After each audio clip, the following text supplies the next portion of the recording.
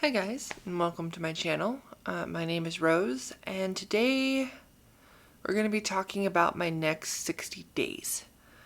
So, starting on September 1st, I am starting my second 60-day challenge for keto/carnivore, and I am excited. I feel so good when I'm eating my cleanest. It seems to help my brain, which has a food problem, stay on track better because I have a purpose. I'm tracking day to day. I'm keeping an eye on my carbs and my sugar and eating lots of protein. I know I definitely feel a huge difference with my chronic illness when I'm eating more carnivore.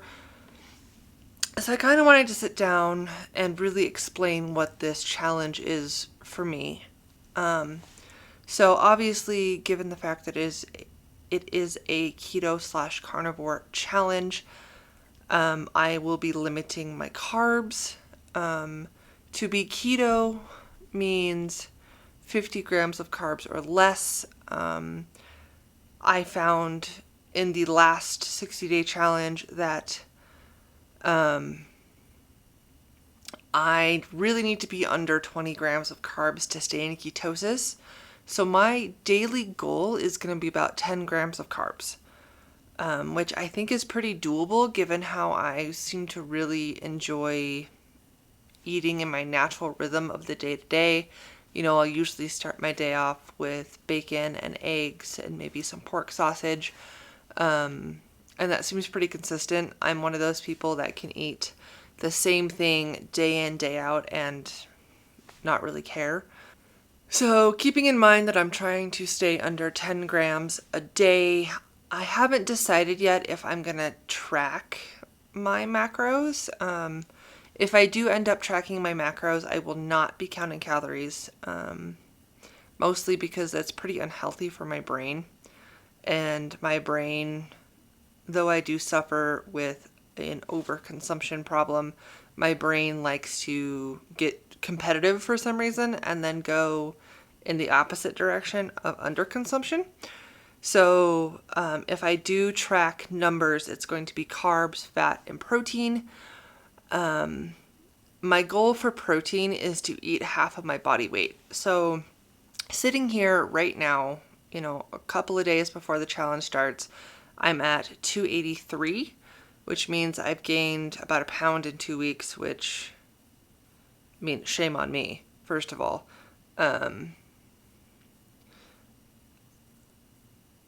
So we're starting at a little bit higher than I ended my last 60 days. What was my point? My point was I'm going to try to eat half of my body weight in protein, which means I'm going to be aiming for like 140-ish grams a day.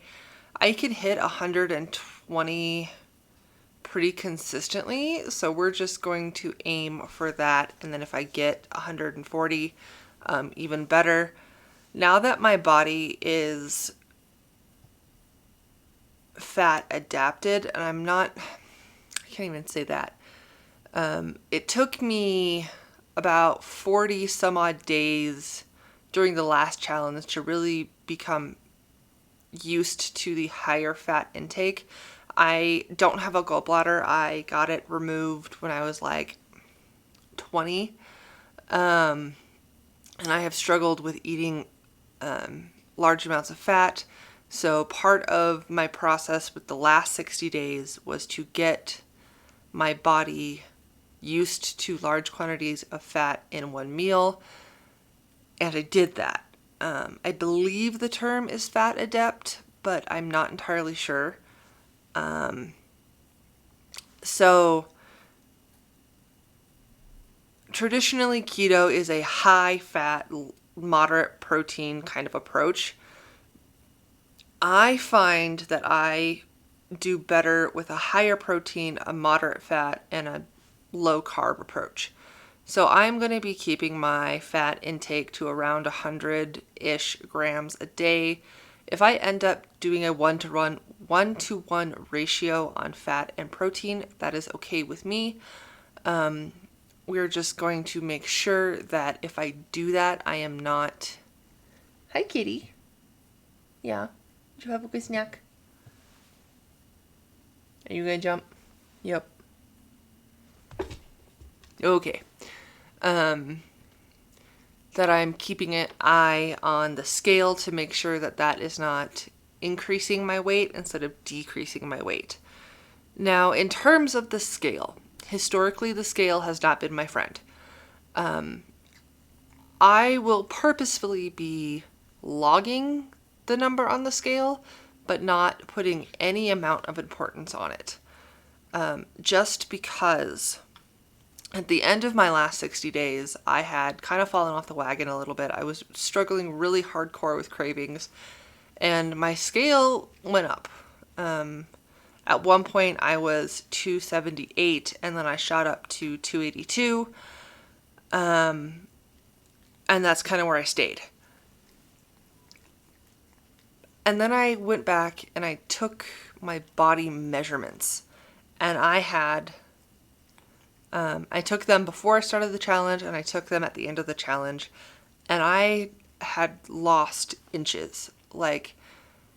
So to me, that's a better measurement on how I'm actually doing than the weight. It's going to be how my clothes are fitting, how I'm feeling, how my mental stuff is going. So speaking of mental stuff, so last challenge, I was still medicated for a couple of things. So during that last 60 days, I was able to get off of my antidepressant. I did have a conversation with my doctor, so she knows exactly what I'm doing.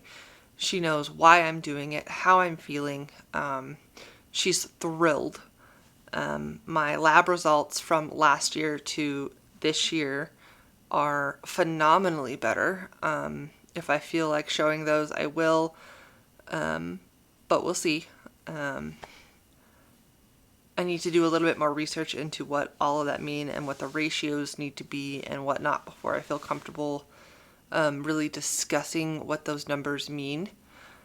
But all that's to say that I am being monitored by a medical professional throughout this entire process.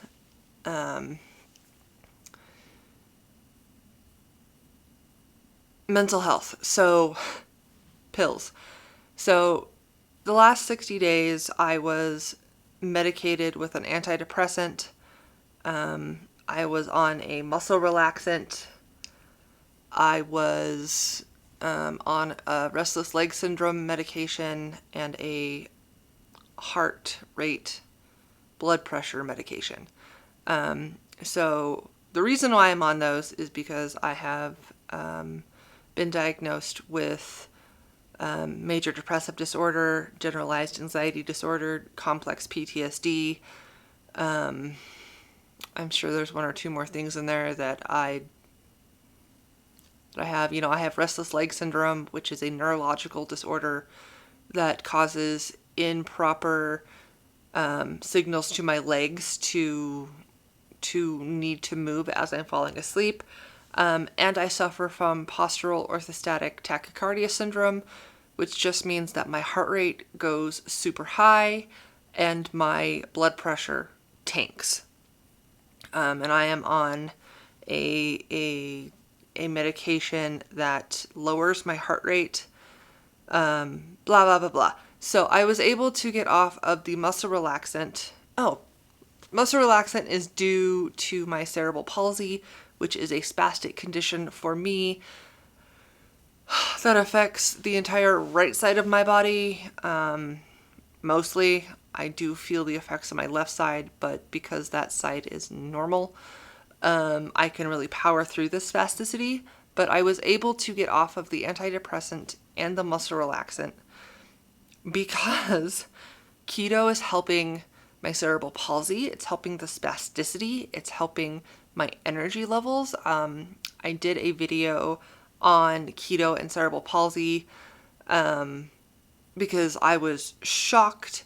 So I'm going into this less medicated, in a better mental state. And after having done some research on addiction, I have a better understanding of where I went wrong in the last week of the last 60 days. So what am I doing different for this challenge? This challenge, I am setting up some habits regardless of motivation, which is actually, where your dopamine is at that day. I'm setting things in motion so that when my dopamine is low, because they've studied people with mental health issues and our dopamine is chronically low, that I am not bound to, oh, well, I don't feel like it today, or, oh, I don't have the energy. I don't want to. So one of the things that I learned in my addiction research is that you need to move your body. Even if it's for 5 minutes. Go walk up and down the driveway. Go take a walk. Go spend 5 to 10 minutes in the sun.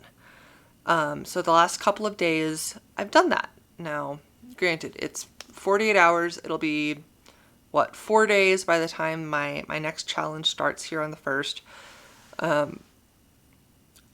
And we're just going to do it.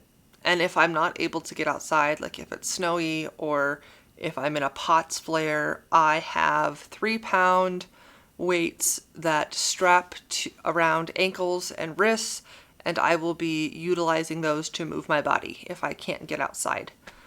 And I also have a treadmill in my basement, so there's literally no excuse other than that I am a fat, lazy fuck. And I say that with all the love in the world for myself because I realize where I'm starting from. I have set up a meal planner on my fridge. It's magnetic. I'm going to sit down every Sunday with my husband and plan out my week. So I know exactly what protein I am having every single day and what I am cooking and building around that for my husband and my goblin. Now, my goblin is almost 3.5, and she is autistic. So the meals that she and my husband will be, the aspects that they'll be partaking in are going to be a lot of her safe foods, which are the highly palatable stuff, to which I will look at them longingly and go, I don't need it. So we're doing that. I have cataloged all of the protein in my house. We were gifted a quarter of a cow. So we have quite a bit of meat in our freezer from that, and we have whatever I've purchased from the stores over the last couple of months. So one of the challenges for me this next 2 months is to use that first. And there's some cuts of meat on there that I had never heard of before. I have no idea how to cook it. Your girl's gonna learn. The caveat to that is things like eggs, bacon, deli meat, hot dogs, all of the things that we could go through and I use on a daily basis, or my child is that's a safe food for her, will get replaced. Another kind of limitation I'm putting on this challenge is dairy. So I love dairy. It is a very safe texture for me because I do have sensory issues due to my stroke, which makes eating certain foods really difficult. But we'll get into that in a second. So I am limiting myself to 2 pieces of dairy a day. So if I'm having coffee, that's going to be my heavy cream, and my coffee will be it for the day. If I'm doing my usual breakfast, it's going to be 2 pieces of cheese. That's it for the day. Because I found in the first 60 days that I was over consuming dairy and I was maintaining or gaining weight. So we're going to watch that. We're also going to build in some, I call them fear foods, mostly because they're a sensory nightmare for me. So at least once a week or once every 2 weeks, if I'm having a really hard time, I am going to challenge myself to a food that I struggle with. So you're going to see me struggling with like burgers. I cannot stand ground beef. And we have so much of it in my freezer from that cow. And luckily for me, my child loves it, my husband loves it, and we're going to get myself used to it. You know, I am almost 32 years old. I will be 32 by the time this 60 days is over. I feel absolutely stupid having these issues. And I know I'm not the only one. So we are going to work on it slowly and surely with my husband's support, you know, with my family's support. And even if I only have 2 or 3 bites, I will keep exposing myself until it's okay. You know, they've done studies that on children that say, you know, it's something like 10 exposures to a food actually gives their brain an input on whether they like it or not. So what I'm going to do for both me and my goblin is I'm going to make a plate and I'm going to put a little bit of everything. And, you know, obviously I can't force her to eat. She's going to eat what she eats. But she's going to be presented with the same foods that we're eating and with a little bit of her safe foods. And if she's having just a really bad day, it's going to be all safe foods. Because her mental well-being is more important than the food. At this point in time, at least. Until she's old enough to really understand, right? So we're going to do that. It's an aspect of this challenge I am 100% not looking forward to. You know, I'm sitting here thinking about it and like I'm getting goosebumps. I really don't want to be doing these kind of foods, but I feel like it's so important. You know, it's things like being able to go to a restaurant and ordering a burger to keep me on track, right? So, or other things. You know, I'm also really going carnivore because I struggle a lot with vegetables, with the textures, with the flavors. It's never a pleasant experience for me, and eating carnivore seems to accomplish what I need it to while still eating healthy.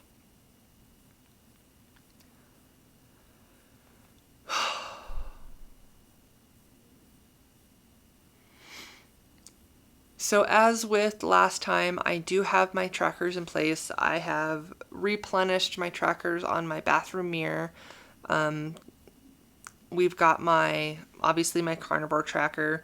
Anytime I weigh myself, I will be putting the weight on the tracker just so I can see a trend if we're going down, if we're going up, if we're staying the same. I also have my trusty jars. Each pebble represents a pound. And each time I lose a pound, I get to move it into the other jar. So I get a physical kind of just snapshot visual. We're going to be taking my measurements from the end of my first challenge as my starting point because it was literally 2 weeks ago. And when I am done with this challenge, I will do the measurements again, and I have a fitness kind of notebook that I will be putting all of that information into. I am also planning on incorporating some weight training this time. The last challenge, I did absolutely no exercise. I was just focusing on the food, so this time we're going to add in an element of exercise. Last challenge, my parallel tracking was being nice to myself. I have a very bad habit of being my biggest villain, so I challenged myself every time I looked in the mirror to say something nice to myself. Not necessarily about myself, just something nice to myself. And if I didn't have anything nice to say, to just sit there and not say anything negative for at least 30 seconds. And that was hugely beneficial. It was one of those things that has really started to shift how I'm seeing myself and the stories that I am now internalizing. And I know that sounds so dumb, but I realized as I was doing this addiction research why that's so important. So I will be continuing that trend while adding in my next parallel challenge of walking at least 4,000 steps a day. Now, should I be walking more? Probably. But I can get 4,000 steps. Some days it's a stretch, some days it's super easy. But I find that right now, at my current level of fitness, that doesn't make my body scream. I get a lot of inflammation. I get a lot of soreness because more exercise means my cerebral palsy acts up, which means I get really tight everywhere. So right now, 4,000 steps is my sweet spot. As my body gets more acclimated to moving, I will be moving that up to 4,500 if I can. I am hoping at the halfway point mark, point mark. At the halfway point, which would be October 1st, that I can bump that up to 4,500 steps a day and still feel really good. Now, I'm hoping that in doing this, my RLS gets better because in theory, more movement is less neural activity and more adenosine, which is something that I cover in my addiction video, but more adenosine is a more neuroprotective element, which means in theory, and I'm going to do research on this eventually, that my legs should start calming down and I might be able to lower my medication. I don't think I'm going to be able to get off of it, but if I can lower it, I would be so happy with that. So that's kind of where we're starting, what I'm doing. If you guys want to join me or if you're doing your own challenge, let me know down below. Give me a like, give me a subscribe, and leave me a comment. I would so appreciate building a community, having some online support while I go through this to keep me accountable. And I will see you in my first vlog of this challenge.